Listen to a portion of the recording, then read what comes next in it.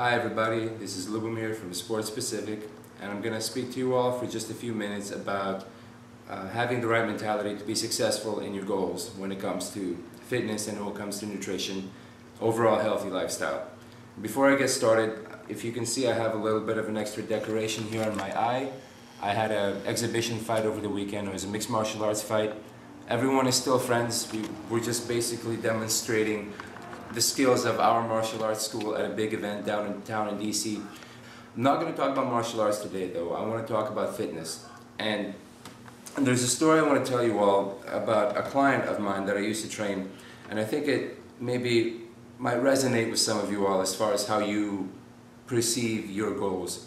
So let me explain to you who this client was at first. I won't name him, but he was in his early to mid-40s. He was an immigrant. So he came here maybe 15, 20 years ago. He's a business owner. He's a family man.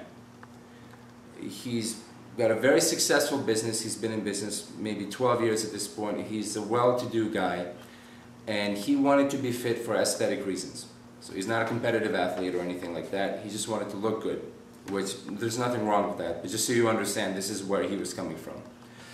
So we did a lot of strength training. We trained about 3 times a week.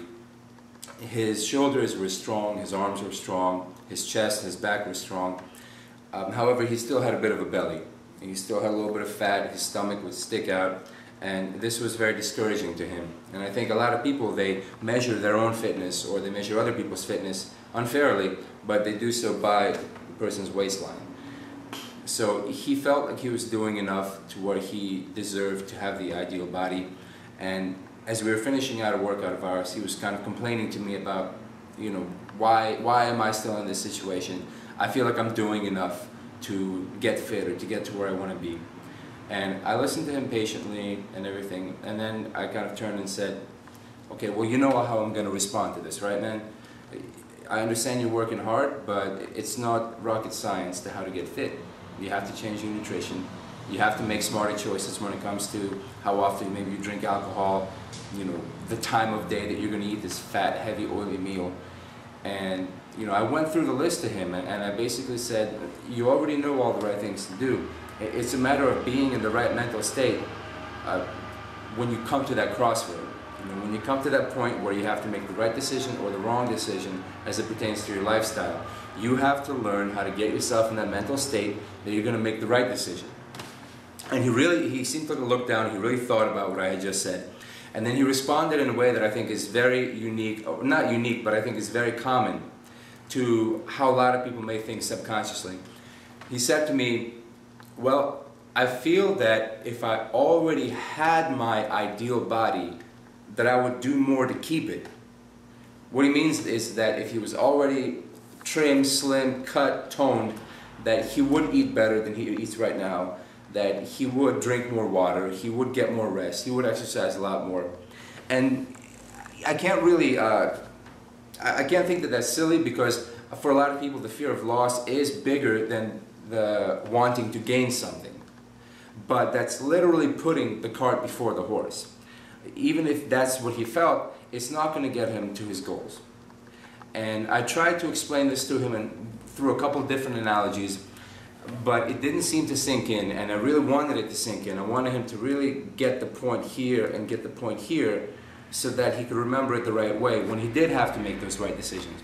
And then I thought, okay, well, this guy's a businessman, so let me talk to him about money. And I said, we'll call him John. I said, John, you came to this country with really nothing, and in maybe a little over a decade, you're extremely wealthy, you have a beautiful wife, beautiful family, you have a very successful business. And I'm willing to bet that that happened because of your mentality. I'm willing to bet that you came in and you already had this rich reality in your mind. I think it was crystallized, I think you had the vision, and that's what you pushed for. And you can be a professional athlete, you could maybe win the lottery, you can win the Powerball, and all of a sudden you're a millionaire. But if you still have a poor person's mindset, if you still have a ghetto mentality because that's where you came from and you never really learned to change your thinking, it's very possible you're going to end up broke very quickly. As soon as the revenue stream is done, you're going to end up with no money. And we know this. We've seen this happen to a lot of athletes. We've seen this happen to people who've won the lottery. At the same time, you can be flat broke and you can still have a wealthy person's mentality.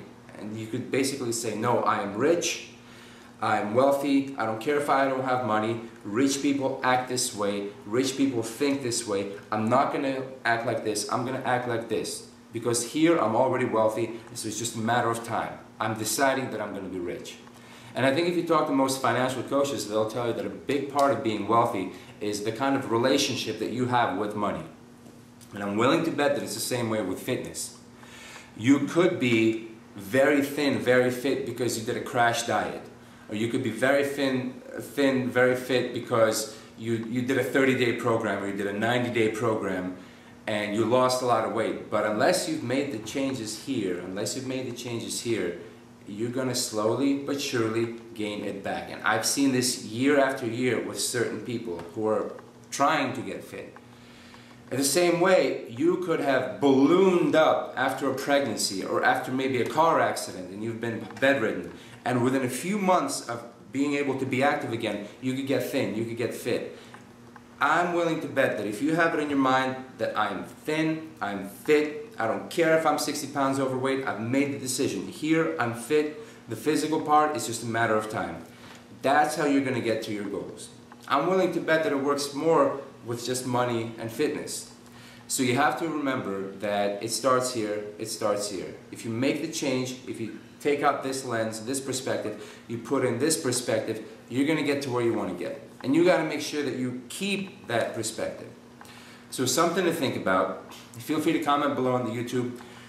Feel free to subscribe. I would love for you all to subscribe. I'm going to do my best to give you all as much free information as possible, and I'm more than happy to answer any questions or address any comments or concerns you all might have. So click the subscribe button, and thank you all very much for watching.